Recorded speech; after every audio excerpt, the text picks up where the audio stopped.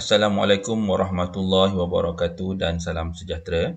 Pada hari ini, saya akan ajar cara-cara untuk mendaftarkan perniagaan menggunakan portal EasyBiz SSM. Pertama sekali, sila pastikan laman portal yang tepat ezbiz.ssm.com.my.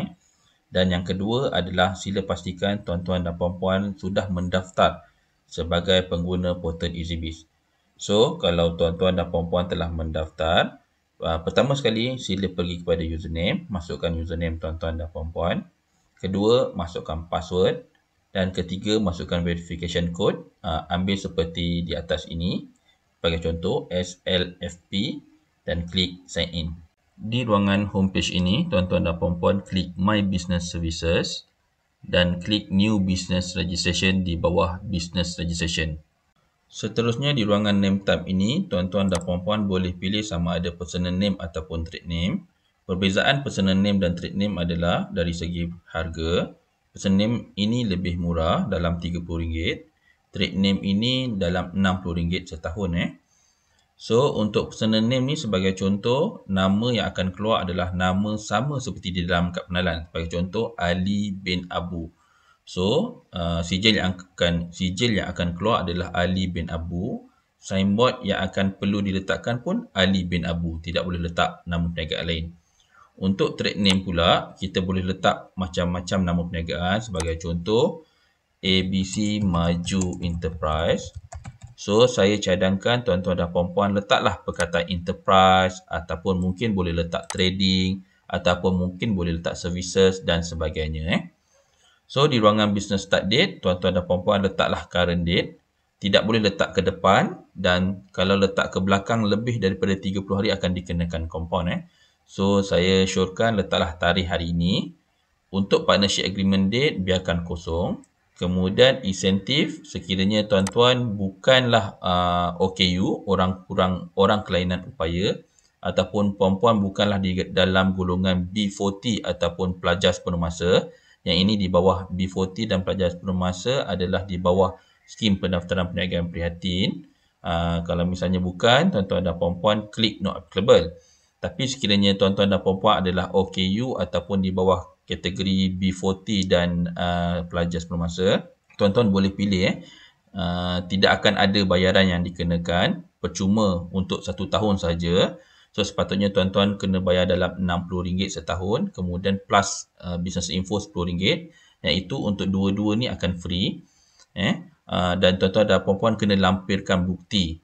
Tuan-tuan adalah OKU ataupun tuan-tuan adalah B40 ataupun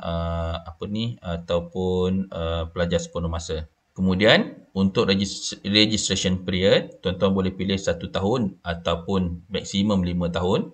Dia tidak ada kata bayar lebih akan lebih murah, tidak ada. Dia sama saja. 1 tahun RM60, 2 tahun RM120, 5 tahun adalah RM300. So, 300 plus kalau tuan-tuan dan puan-puan beli business info, dia akan plus extra RM10 lah. So, yang ini saya ambil contoh 1 tahun. Kemudian business info. Business info ini adalah maklumat detail tentang perniagaan tuan-tuan.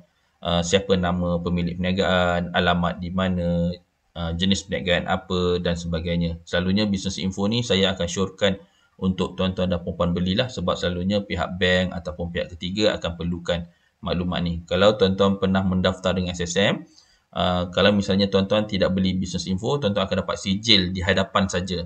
Tuan-tuan tak akan dapat page nombor 2 ataupun page nombor 3 ataupun seterusnya.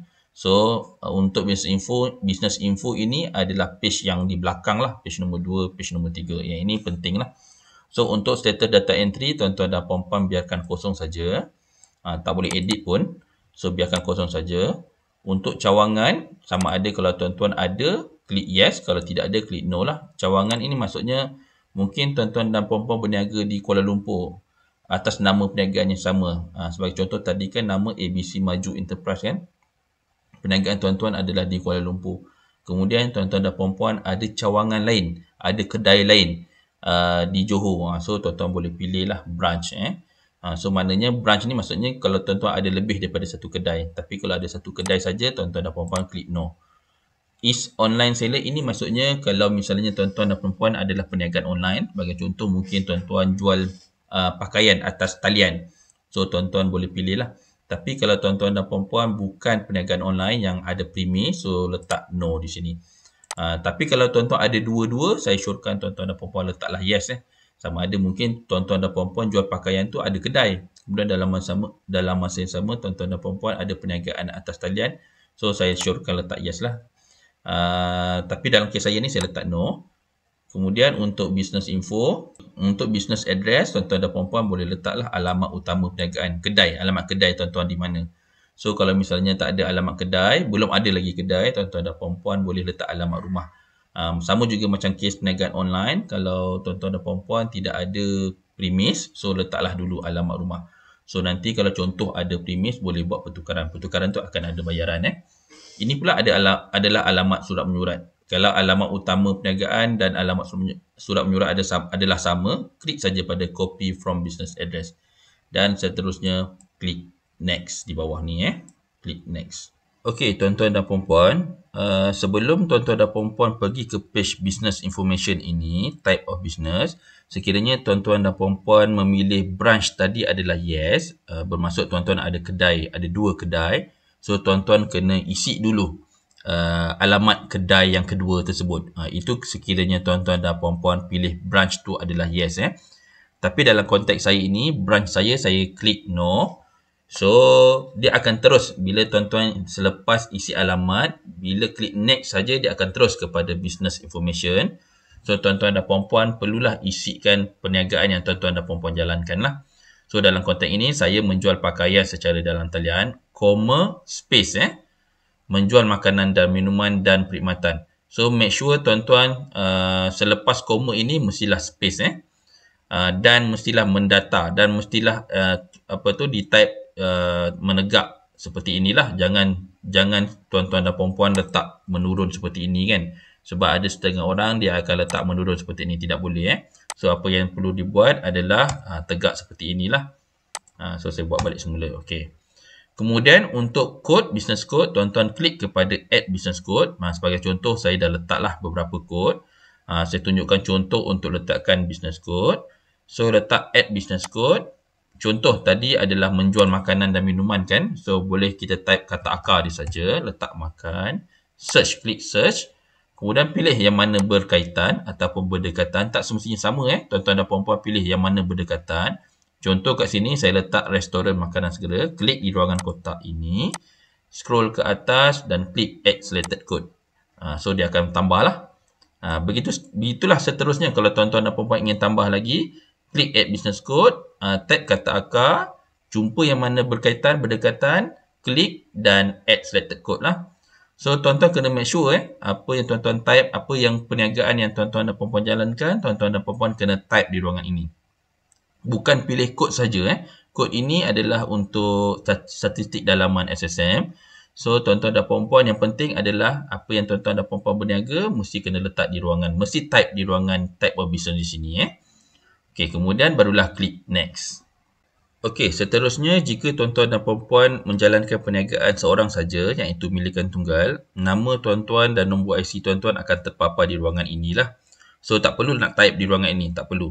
Tapi sekiranya tuan-tuan dan puan-puan mempunyai rakan kongsi. So, mungkin perniagaan tuan-tuan ni ada 2 orang ataupun kita panggil partnership. So, tuan-tuan dan puan-puan kena masukkan nombor kad penalan rakan kongsi tuan-tuan. Masukkan nombor kad penalan di sini dan klik add partner. Sekiranya perniagaan tuan-tuan dan puan-puan adalah seorang saja ataupun sole prop, tuan-tuan dan puan-puan boleh klik next lah. Tak perlu isi apa-apa IC di sini, nombor IC di sini.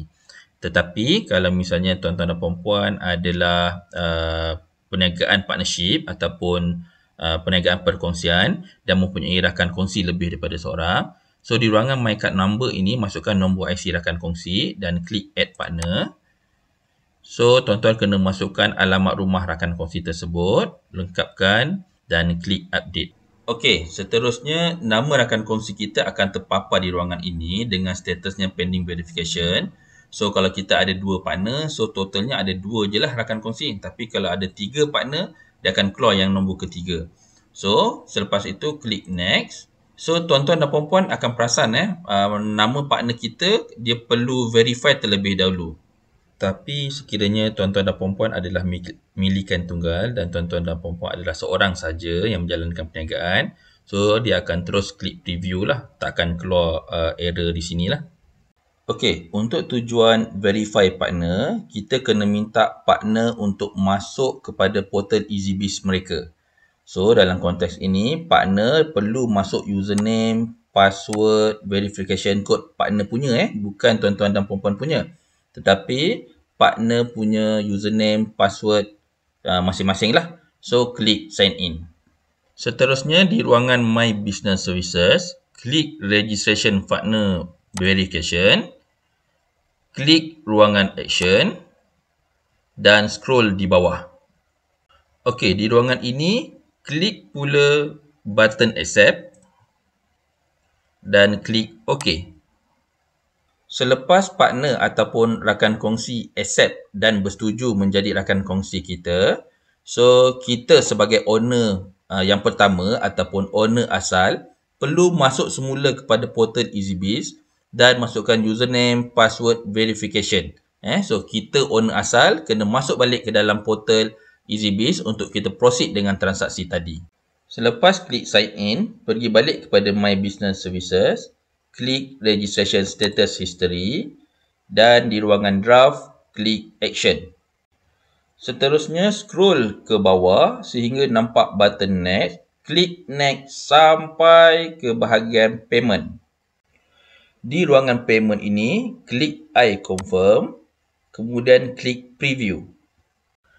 Di ruangan preview ini, tuan-tuan dan puan-puan perlu semak mungkin ejaan ataupun mungkin ada perkara-perkara yang tidak tepat untuk tuan-tuan dan puan-puan buat pembetulan. Tetapi sekiranya tuan-tuan dan puan-puan telah berpuas hati dengan apa yang tuan-tuan dan puan-puan isikan, so tuan-tuan dan puan-puan scroll di bawah dan klik submit payment. Untuk bayaran, tuan-tuan dan puan-puan sekiranya berada di rumah, bolehlah bayar secara atas talian, sama ada melalui debit card, credit card ataupun internet banking. Tetapi kalau tuan-tuan dan puan-puan berada di pejabat SSM, tuan-tuan dan puan-puan boleh pilih sama ada pay online ataupun pay over the counter. Pay over the counter ini maksudnya dibayar secara cash sajalah, secara tunai di kaunter SSM.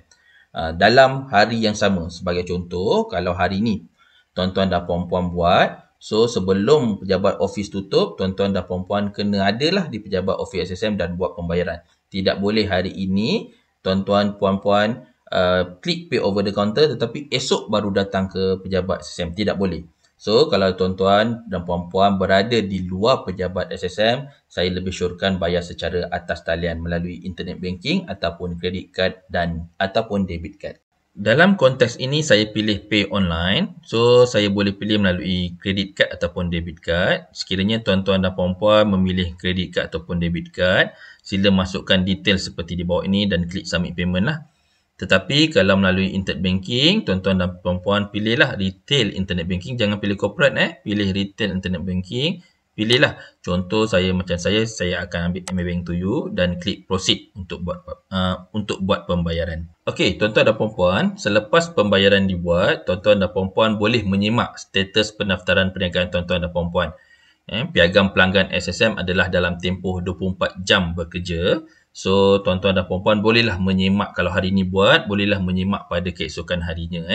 So, piagam pelanggan SSM adalah 24 jam. So, tuan-tuan dan puan-puan masuk semula kepada portal EasyBiz. Perlu sign in semulalah. Dan di ruangan homepage ini, di bawah My Business Services, klik registration status.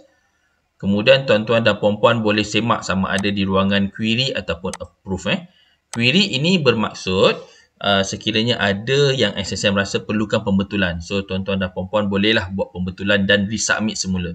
So, bila resubmit tu tidak adalah bayaran yang dikenakan. Itu kalau kena query. So, kalau misalnya approve, sebenarnya tuan-tuan dan puan-puan untuk status approve atau query ini, sebenarnya dia akan dapat email. Tetapi saya syorkan jangan tunggu email lah sebab email ni kadang-kadang dia masuk ke dalam spam lah dan sebagainya. Kita tidak perasan. So, saya lebih syorkan semak saja di dalam portal EasyBiz di ruangan query ataupun approve. Sekiranya tidak ada di ruangan query, so tuan-tuan dan puan-puan bolehlah klik approve dan klik button action. Selepas tuan-tuan dan puan-puan klik button action tadi, tuan-tuan dan puan-puan kena scroll di bawah sekali, akan nampaklah button untuk download borang A, certificate dan business info. So, tuan-tuan dan puan-puan boleh download ke semua certificate dan business info termasuk borang A ini. Dan misalnya tuan-tuan dan puan-puan nak buka akaun dengan pihak bank, bolehlah hantar ketiga-tiga dokumen ni kepada pihak bank. Tetapi untuk buy CTC ini tidak perlulah. Buy CTC certificate ni bermaksud CTC ni certified true copy. So tuan-tuan kalau misalnya nak sijil yang disahkan benar, CTC kan, certified true copy, so boleh beli. Tapi kalau misalnya tak nak, tak perlu. Itu saja daripada saya. Terima kasih. Assalamualaikum warahmatullahi wabarakatuh. Bye.